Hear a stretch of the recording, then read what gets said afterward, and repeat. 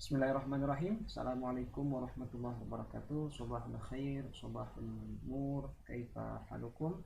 Alhamdulillah, insyaallah antum khair. Selamat bertemu kembali pada pelajaran yang ke-9.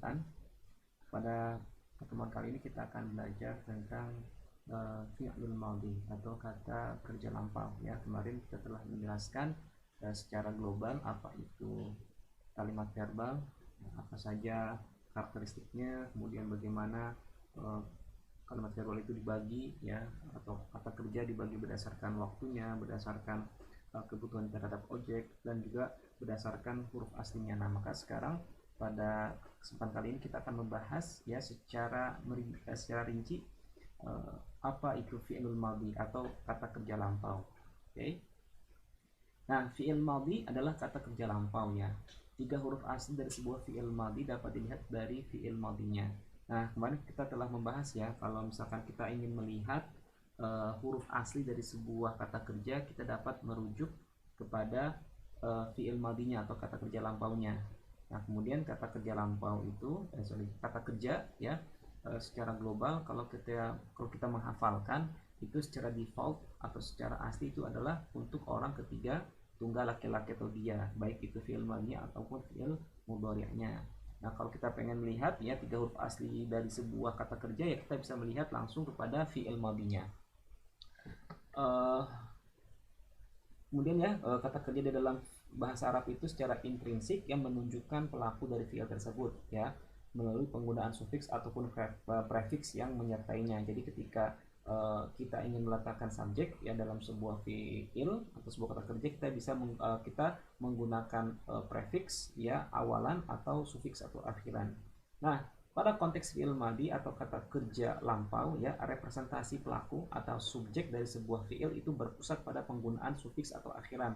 Nah, sedang dalam konteks fiil madhi ya, pelaku ya itu diwakilkan atau digambarkan dengan penggunaan sufiks atau akhiran ya. Jadi sufiks atau akhiran ini yang menunjukkan pelaku dari fiil madhi atau kata kerja lampau.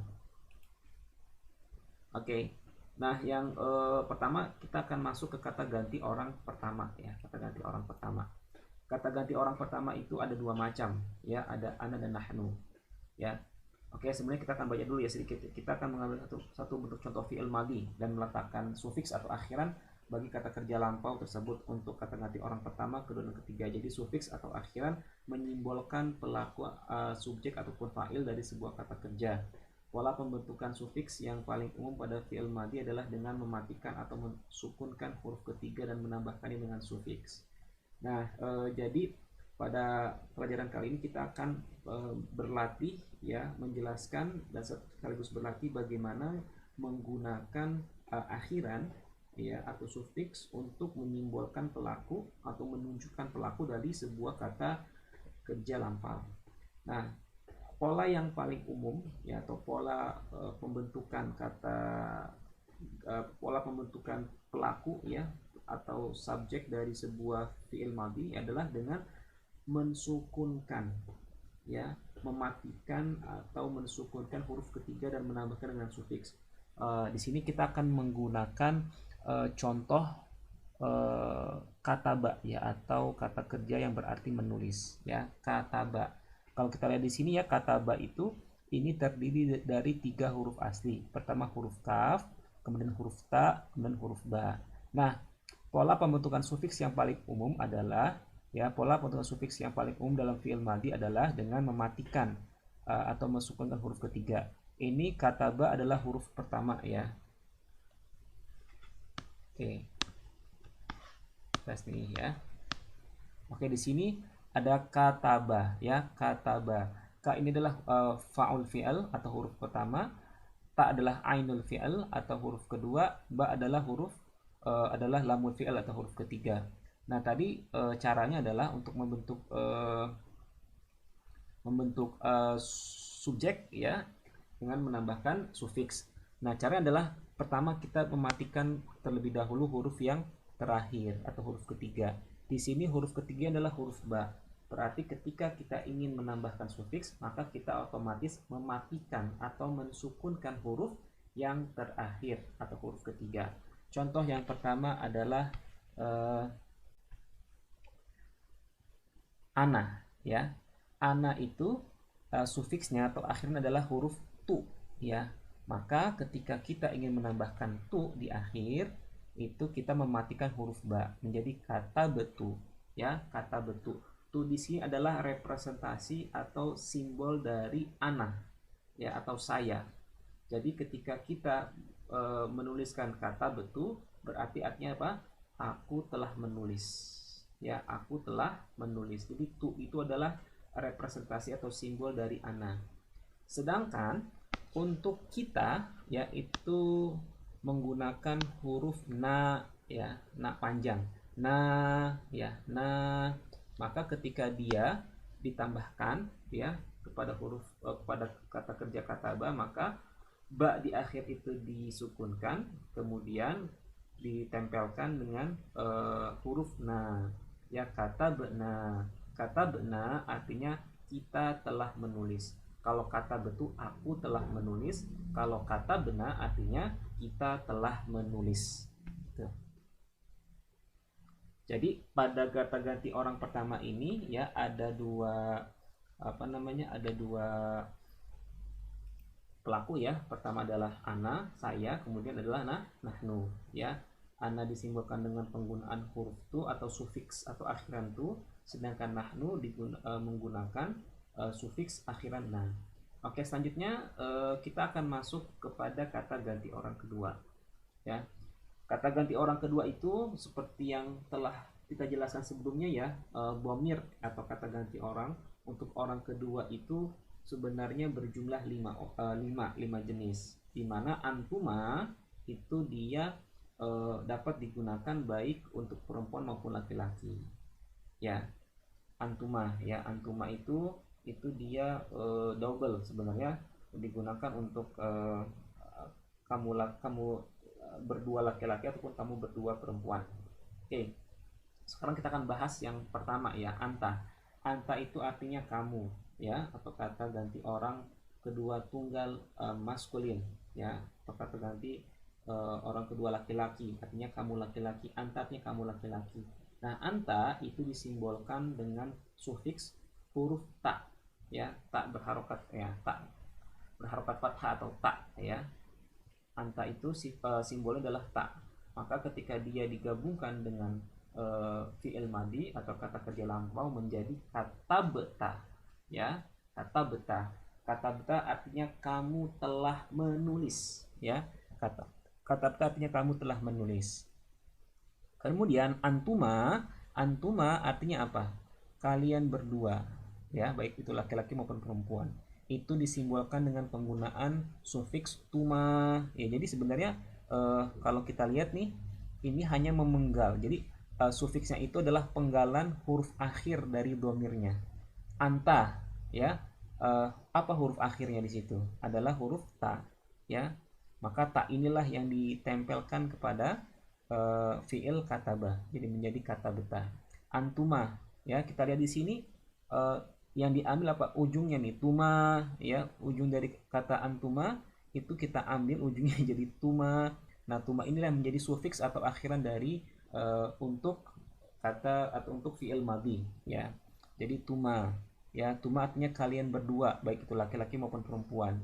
Jadi kalau kita sambungkan dengan kata ba menjadi kata betuma ya. Kata betuma artinya kalian berdua telah menulis, baik itu laki-laki maupun perempuan. Kata betuma ya.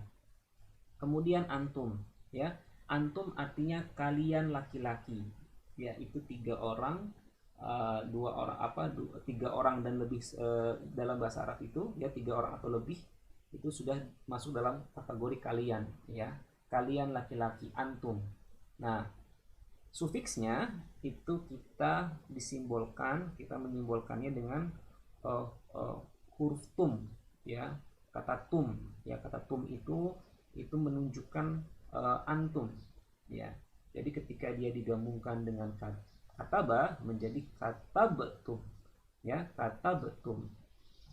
Sorry ini maaf, ini bukan kata betum tapi kata betum ya. Ini ada kesalahan tulis ini. Jadi kata betum Ya, kata betum itu artinya apa?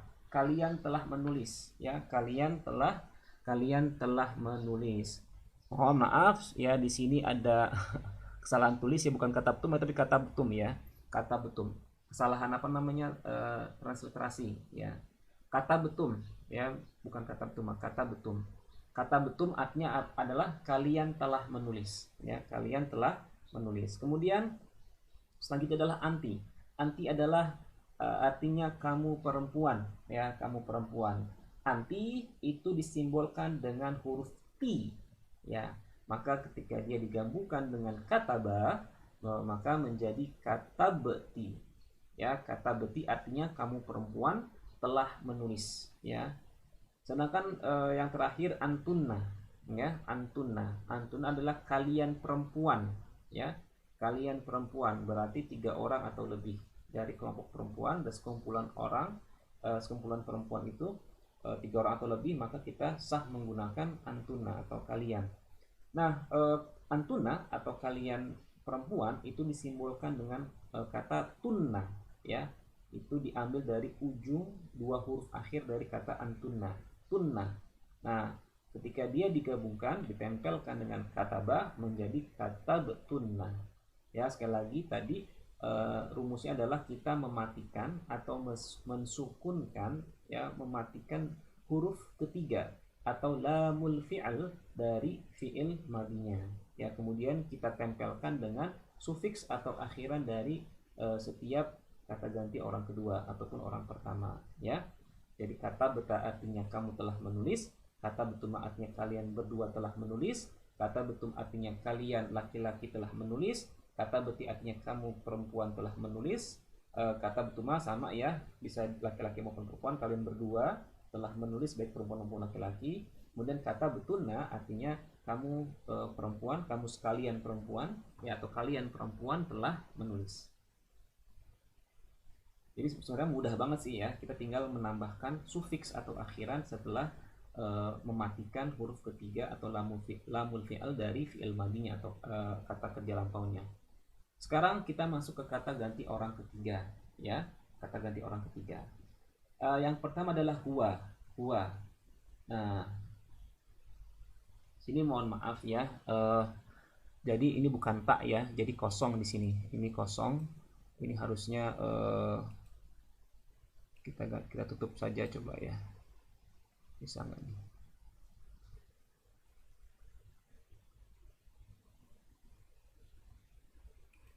Ya, ini saya coret ya. Untuk orang ketiga atau huwa ya, itu tidak ada sufiks, tidak ada sufiks. Sekali lagi tidak ada sufiks. Mengapa? Seperti yang saya jelaskan bahwasanya ketika kita menghafalkan sebuah kata kerja, yaitu secara default, secara pengaturan aslinya atau bentuk aslinya itu adalah untuk orang ketiga tunggal laki-laki atau huwa. Ya, maka kataba ya, dalam kataba itu kita tidak menambahkan sufiks apapun ya. Kataba itu artinya dia telah menulis ya, tidak ada sufiks. Jadi dalam fi'il madhi ya yang tidak mendapatkan sufiks ya, itu hanya orang ketiga tunggal laki-laki atau dia laki-laki. Di situ dia tidak ada sufiksnya ya, kataba. Sedangkan huma atau mereka berdua laki-laki itu kita menambahkan alif ya, huruf alif di akhir. Di sini kalau kita lihat ya, di sini tidak mematikan ya, tidak mematikan huruf ba-nya, tapi dia hanya menambahkan huruf alif di akhir. Jadi tidak semuanya mematikan huruf ketiga ya. Contoh nih, misalkan ya, tadi ini bahwasanya kalau huma atau mereka berdua, baik apa mereka berdua laki-laki ya, di sini harus dibedakan. Huma itu artinya mereka berdua laki-laki, mereka berdua laki-laki. Sekali lagi, mereka berdua laki-laki. Itu disimbolkan dengan penggunaan huruf alif. Nah, ketika dia ditambahkan kepada fi'il madhinya ya, dia ditambahkan setelah huruf ketiganya ya, menjadi dibaca panjang. Asalnya adalah kataba ya, kataba. Kemudian ditambahkan huruf alif di akhir menjadi kataba. Kalau kalian masih ingat ya pelajaran tentang mat atau huruf yang dibaca panjang dalam Arab ya, dalam huruf hijaiyah itu salah satunya adalah ketika ada alif ya, huruf berharokat alif ketemu dengan huruf berharokat fathah bertemu dengan alif, maka dia dibaca panjang. Maka ketika ada alif ditambahkan setelah huruf ba, maka dia dibaca panjang. Kataba ya, kataba. Kataba itu artinya dia berdua atau mereka berdua telah menulis. Sedangkan hum atau mereka laki-laki itu disimbolkan dengan huruf waw sukun plus alif ya, waw sukun plus alif. Jadi kata hum, kata ganti orang ketiga jamak laki-laki atau maskulin, mereka itu disimbolkan dengan penggunaan huruf waw sukun plus alif, waw sukun plus alif. Maka ketika dia ditambahkan kepada kata kataba itu berubah menjadi katabu ya, katabu. Katabu ini sama nih, ini kedudukannya adalah mat atau huruf yang dibaca panjang ya, ada dhammah bertemu dengan waw sukun menjadi katabu ya. Katabu artinya mereka laki-laki telah menulis. Katabu, katabu ya, katabu. Kalau misalkan jalasa menjadi apa? Jalasu. Jadi huruf akhirnya, huruf ketiganya lamul fi'alnya itu apa namanya dibuat menjadi dhammah ya, kemudian dia ditempelkan dengan huruf waw sukun plus alif ya, jadi dibaca katabu. Katabu artinya mereka laki-laki telah menulis. Sedangkan kalau hiya atau dia perempuan itu disimbolkan dengan penggunaan huruf tak sukun ya, tak taknis ya, tak sukun ya, digunakan kita menggunakan tak sukun ya, tak sukun. Tak sukun itu kita letakkan di akhir ya, setelah huruf ba atau huruf ketiga dari fi'il madi atau lamul fi'il dari fi'il madi. Kataba ditambahkan tak sukun menjadi apa? Katabats. Katabats ya, katabats.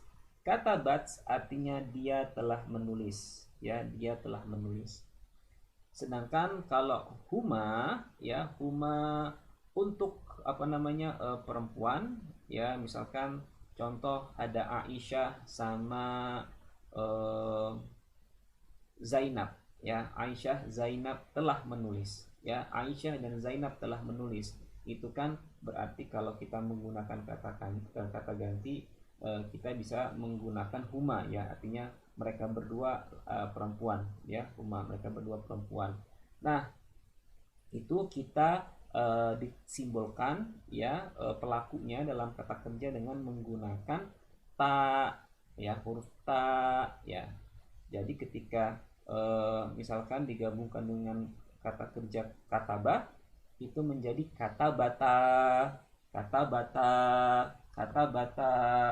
Kalau misalkan jalasa ya, jalasa ya jelisu artinya duduk ya, jalasa menjadi jalasa ta, jalasa jalasata. Jadi ta panjang itu menyimbolkan huma atau mereka berdua perempuan. Tapi kalau misalkan mereka berdua laki-laki itu disimbolkan dengan alif yang menjadi kataba. Selanjutnya terakhir adalah hunna. Hunna adalah mereka perempuan ya, mereka perempuan. Mereka perempuan itu disimbolkan dengan huruf na ya. Ketika dia digabungkan dengan fi'il madinya atau kataba itu kita mensukunkan huruf terakhir atau huruf ketiga dari kataba yaitu huruf ba-nya, maka menjadi katabna ya. Katabna artinya dia mereka perempuan telah menulis. Misalkan gini, ada Aisyah, ada Zainab, ada Rafiqah ya, Rafiqah Zainab Aisyah, Rafiqah Zainab Aisyah. Terus kita mau bilang Rafiqah Zainab Aisyah telah menulis. Nah Rafiqah Zainab Aisyah ini kan adalah 3 orang, berarti kata gantinya adalah hunna ya, mereka perempuan. Kalau kita ingin mengatakan mereka telah menulis, maka kita tinggal menambahkan huruf nun setelah kata-kata ba menjadi kata benar ya, kata benar Aisyah wa Zainab wa Rafiqah ad-darsa, ya. Berarti Zainab, Aisyah dan Rafiqah itu telah menulis. Mereka telah menulis, kata benar. Ya. Saya ulangi sekali lagi. Kataba artinya dia telah menulis. Kataba artinya mereka berdua laki-laki telah menulis. Katabu artinya mereka laki-laki ya telah menulis, 3 orang dan lebih dan seterusnya. Katabat artinya dia perempuan atau dia itu telah menulis. Kata bata mereka berdua perempuan telah menulis. Kata bena artinya mereka perempuan telah menulis. Ya. Nah, sekarang bagaimana sih menggunakannya di dalam sebuah kalimat? Ya. Bagaimana sih menggunakan dalam sebuah kalimat? Seperti kita ketahui bahwa kataba adalah bentuk kata kerja transitif atau muta'addi. Apa sih kata kerja transitif? Kata kerja yang membutuhkan objek. Maka wajib bagi kita untuk meletakkan objek setelah fiil kataba. Ya, contoh kata betu ad-darsa. Ya, kata betu. Kalau kita lihat di sini apa sih analisanya ya? Kata betu adalah kata kerja lampau. Ya, kata betu adalah kata kerja lampau yang berkedudukan sebagai predikat. Kata kerja tersebut berakhiran sukun karena terhubung dengan sufiks ta, ya, kata beta. Kata betul sini. Ya, jadi kata betul, ya. Sufiks atau akhiran tu melambangkan pelaku dari kata kerja kataba. Kata betul artinya apa? Aku telah menulis, ya, aku telah menulis. Kemudian jadi dalam kata-kata betul ini itu sekali lagi pelakunya atau subjek dari kata kerjanya itu dilambangkan dengan penggunaan sufiks di akhir dari sebuah kata kerja. Apa sufiksnya atau apa akhirannya? Yaitu adalah huruf tu. Tu berarti adalah ana, ya. Kalian bisa lihat lagi nanti di slide yang tadi saya telah jelaskan. Tu itu adalah untuk ana atau saya. Maka kata betul artinya aku telah menulis, ya, aku telah menulis. Nah, karena kata kataba atau menulis adalah sebuah kata kerja transitif yang membutuhkan objek, maka kita harus meletakkan objek setelahnya. Kata betul ad-darsa. Darsa, darsun, ya, darsun artinya pelajaran. Nah, ini yang perlu harus ditekankan, sangat ditekankan, ya. Objek, ya, ketika sebuah kata benda, ya, atau sebuah kata apapun di dalam bahasa Arab menjadi objek dari sebuah kata kerja, maka salah satu tanda bahwasanya benda itu adalah objek, maka dia menggunakan harokat fathah atau fathatain. Maka seluruh kata benda, ya, yang dia menjadi objek dari sebuah kata kerja, maka dia akan berakhiran fathah atau fathatain, ya, atau fathatain. Kalau kita lihat ya di sini kata betul ad-darsa. Ad-darsa, ya, ad-darsu. Asal katanya darsun, ya, darsun. Kembali lagi nih kepada materi yang sebelumnya, ada kata benda definitif, ada kata benda indefinitif. Ya, kata benda definitif adalah kata benda yang sudah tertentu penunjukannya, kata benda yang sudah jelas penunjukan bendanya itu yang mana, ya. Benda yang dimaksud itu sudah jelas, sudah diketahui secara pasti, ya. Maka itu namanya adalah kata benda definitif. Kata benda definitif di dalam bahasa Arab dia adalah menggunakan alif lam, ya, kemudian ujungnya diakhiri dengan huruf dhammah, ya, ad-darsu. Nah, tetapi ya ad-darsu karena dia pada kalimat ini posisinya sebagai objek, ya, sebagai objek, maka dia berubah menjadi fathah, ya. Jadi kata betu ad-darsa, bukan lagi kata betu ad-darsu, ya. Kalau kalian melihat sebuah kalimat, ya, verbal, ya, kemudian objeknya itu berharokat dhammah, maka itu dipastikan salah, ya. Karena objek di dalam bahasa Arab, ya, dalam struktur kalimat verbal dia harus berharokat fathah atau fathatain, ya. Fathah, kenapa di sini fathah? Karena asal katanya adalah ad-darsu. Ad-darsu itu adalah kata benda definitif, ya. Jadi ujungnya itu kan dhammah, ad-darsu. Maka ketika dia menjadi objek, bukan menjadi fathatain tapi menjadi fathah, ya, hanya fathah. Kata betu ad-darsa. Tetapi kalau kalian lihat, ya, pada yang kalimat yang di bawah, kata betu darsan, ya, kata betu darsan, aku telah menulis darsan, ya, asal katanya kan darsun, ya, kalau dia nggak pakai alif lam kan ujungnya dhamma tain, ya, kata benda indefinitif itu ujung harokat adalah dhamma tain, ya. Darsun, kata betu darsun, nah itu salah. Ketika dia menjadi objek maka dia harus menjadi fathah atau fathatain, maka bukan kata betu darsan, bukan kata betu darsun tapi kata betu darsan. Nah, yang perlu diingat lagi adalah di dalam bahasa Arab, ya, untuk harokat fathah tain kita wajib menambahkan alif, ya. Jadi bukan darsun tapi darsan. Bukannya darsan tidak menggunakan alif, ya, dia wajib menggunakan alif, ya. Jadi sekali lagi kalian bisa buka pada kaidah imla yang telah saya berikan, itu buku kaidah imla, kalian akan menemukan di situ, ya, bab tentang fathatain atau fathah yang berharok fathah double. Sebuah fathatain itu wajib kita tambahkan alif setelahnya, ya, alif. Jadi darsan tidak hanya sekedar huruf sin saja ditambahkan fathah tain, tapi juga harus ditambahkan alif, ya. Jadi khusus untuk harokat fathatain dia itu wajib menambahkan alif, ya. Jadi bukannya tidak sekedar huruf sin saja tapi juga ditambahkan alif, ya. Kata betu darsan. Nah, bedanya apa sih kata betu ad-darsan sama kata betu darsan? Nah, kembali lagi ke pengertian definitif indefinitif. Kalau kata betu ad-darsa berarti aku telah menulis pelajaran itu.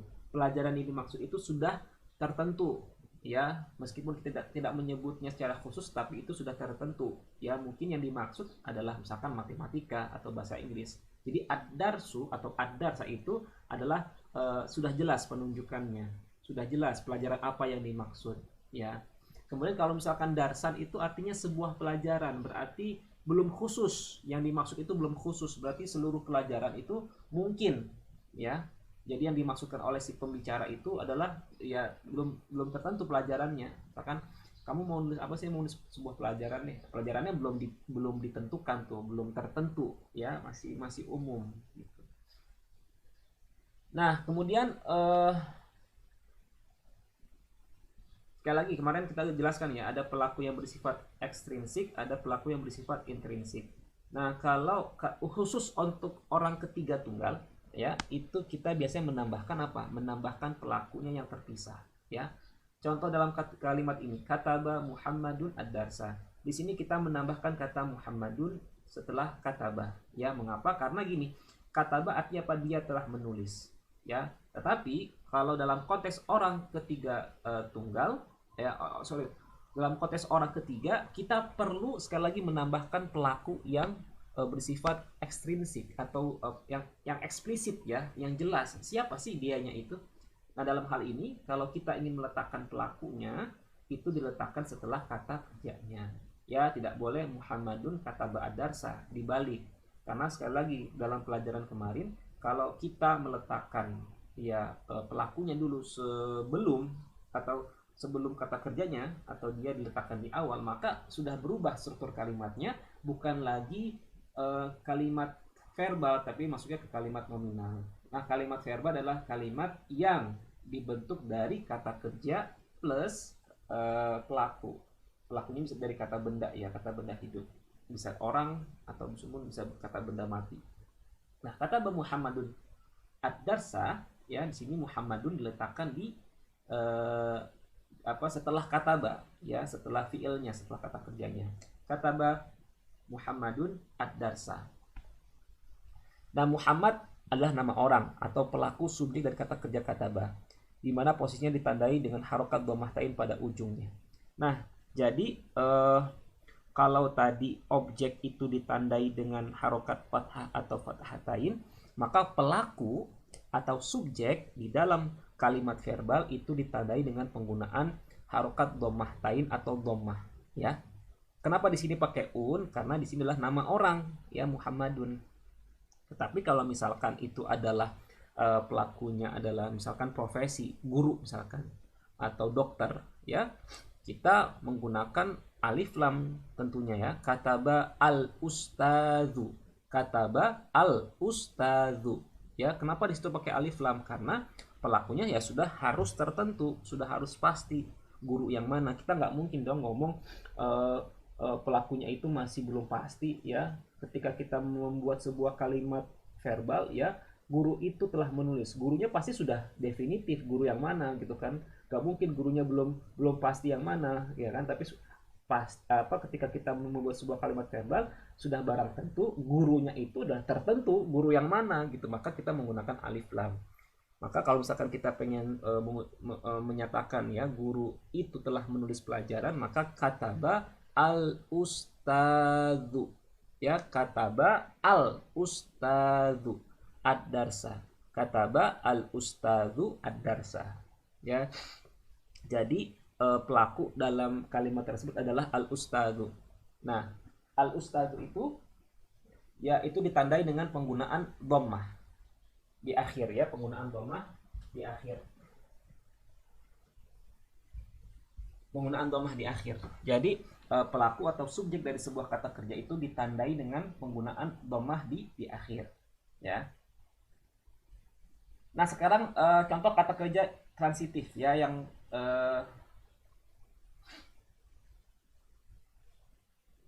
kata kerja transitif ini kata kerja intransitif ya. Ini salah ini. Kata kerja intransitif ya, kata kerja intransitif meskipun tidak membutuhkan objek namun biasanya ditandai dengan keterangan tempat ya, keterangan tempat. Contoh di sini misalkan jalastu alal kursi. Jalastu artinya apa? Jalasa yajlisu artinya duduk. Maka jalastu di sini ya ada kata tu, itu berarti menunjukkan pelakunya adalah saya. Jalastu arti aku telah duduk alal kursi, di atas kursi.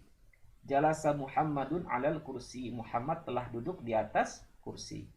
Nah, sekarang kita akan masuk ke dalam bagaimana menggunakan sebuah kalimat verbal dalam percakapan. Ya, oke. Yang pertama, madza fa'alta. Madza artinya apa ya? Apa? Fa'alta itu artinya melakukan.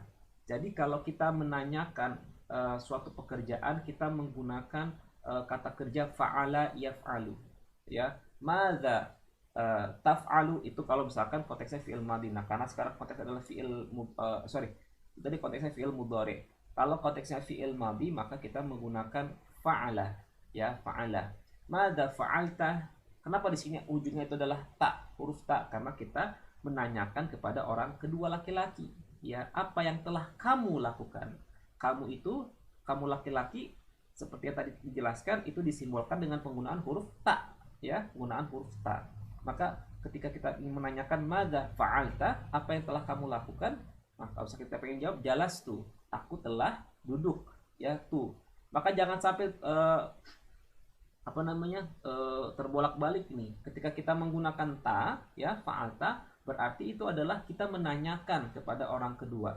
Nah, jawabannya nggak mungkin lagi jalasta ya, harus jalastu karena itu bentuk percakapan. Sama misalkan seperti pelajaran yang kemarin tuh, ujung akhir adalah kita buka, huruf K, maka nggak mungkin lagi jawabnya adalah kita buka, tapi harus kita bi. Aina kita buka, kita bi ya. Jadi karena itu adalah bentuk percakapan ya, karena bentuk percakapan maka jawabannya nggak boleh lagi mengulang atau menggunakan imbuhan atau akhiran tak lagi ya, tapi kita harus menggunakan tu untuk menunjukkan aku ya. Madza fa'alta, apa yang telah kamu lakukan. Jalastu, aku telah duduk. Aina jalasta, aina artinya apa? Di mana? Aina jalasta, ya, jalastu alal kursi. Di mana kamu telah duduk? Aku telah duduk di atas kursi. Hal jalasta alal kursi, hal artinya adalah apakah, untuk mengkonfirmasi. Hal jalasta alal kursi, apakah kamu telah duduk di atas kursi? Na'am jalastu alal kursi, ya aku telah duduk di atas kursi. Na'am jalastu alal kursi. Hal jalasta alal kursi? La, bal jalastu alal bilati. Apakah kamu telah duduk di atas kursi? La, tidak. Bal, tetapi jalastu alal bilati. Jalastu artinya apa? Aku telah duduk ya, alal bilati. Bila pun artinya lantai ya. Ketika dia ditambahkan ini nih kata depan, maka ujung harfnya adalah kasrah ya. Jalastu alal bilati, aku uh, aku tidak, tetapi aku duduk di atas lantai. Kan pertanyaannya gini, apakah kamu duduk di atas kursi? Jawaban adalah tidak. Kalau misalkan positif, ya, sorry, jawaban adalah na'am, iya. Jalastu alal kursi, aku telah duduk di atas kursi. Tapi kalau misalkan jawaban adalah negatif, maka la bal jalastu alal bila tidak, tetapi aku duduk di atas lantai. Kemudian selanjutnya, madza fa'alta, apa yang telah kamu lakukan? Kata betul al-wajibah, aku telah menulis tugas, ya, tugas itu, ya. Di sini kita menggunakan alif lam, berarti tugasnya itu sudah tertentu, ya. PR-nya sudah tertentu, sudah pasti, sudah diketahui antara si pembicara dengan orang yang diajak bicara. Nah, kemudian kita ingin mengkonfirmasi hal kata betul al-wajibah, apakah kamu telah menulis pelajaran itu? Na'am kata betul al-wajibah, iya, aku telah menulis pelajaran itu. Kalau misalkan kita ingin menjawab yang bersifat negatif, la, ya, kita jawab la, bal kata butuh hikayatan wa darsan. Tidak, tetapi aku telah menulis apa? Hikayatan, sebuah cerita, ya. Aku telah menulis sebuah cerita dan sebuah pelajaran. Di sini kita menggunakan kata sebuah. Mengapa? Karena di sini, ya, tidak menggunakan alif lam, ya. Karena yang dimaksud oleh si penjawab dalam hal ini dia belum menentukan sebenarnya apa. Jadi gini, antara si penanya sama yang ditanya itu belum punya kesepakatan, gitu, belum punya pemahaman yang sama, cerita yang mana nih atau pelajaran yang mana nih, ya. Kalau yang di pertama, ya, kata betul al-wajibah, ya, antara yang nanya dengan yang ditanya itu sudah sama-sama mengetahui PR apa yang dikerjakan, tugas apa yang dikerjakan, karena sudah definitif, ya, dengan penggunaan alif lam. Tetapi kalau di jawaban yang kedua, si penjawab menggunakan bentuk indefinitif. Karena kenapa? Karena yang nanya ini belum tahu cerita apa yang dimaksud oleh si penjawab, atau pelajaran apa yang dimaksud oleh si penjawab atau orang yang ditanya itu. Maka dia menggunakan sebuah atau menggunakan kata benda indefinitif, karena antara si penanya dan si yang orang ditanya ini belum punya pemahaman yang sama tentang hikayah apa yang dimaksud, ya. Apa yang kamu tulis? Saya lagi nulis cerita, lagi nulis sebuah cerita. Kenapa kita pakai sebuah? Karena si penanya ini belum tahu cerita apa yang dimaksud, ya. Kecuali kalau yang pertama nih, kata betul al-wajibah, kita menggunakan alif lam karena sudah ada sudah ada pemahaman yang sama tentang PR apa yang dimaksud. Begitu, ya, kira-kira ini saja pelajaran kita pada pertemuan kali ini, semoga dapat dipahami. Kalau ada pertanyaan silahkan ditanyakan pada Google Classroom, ya. Sekian, kurang lebih mohon maaf. Assalamualaikum warahmatullahi wabarakatuh.